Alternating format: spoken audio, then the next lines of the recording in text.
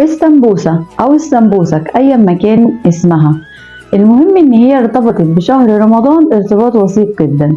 يجي رمضان تلاقي السمبوسة من الأطباق الأساسية على مائدة الفطار. وعلى الرغم من انتشار السمبوسة في دول الخليج بشكل عام، إلا أنه يقال أن أصولها بترجع لدولة تركيا. وفي كمان اللي بيقول إن أصل السمبوسة في الهند، لأن الهند مشهورة بالمقليات الكتير.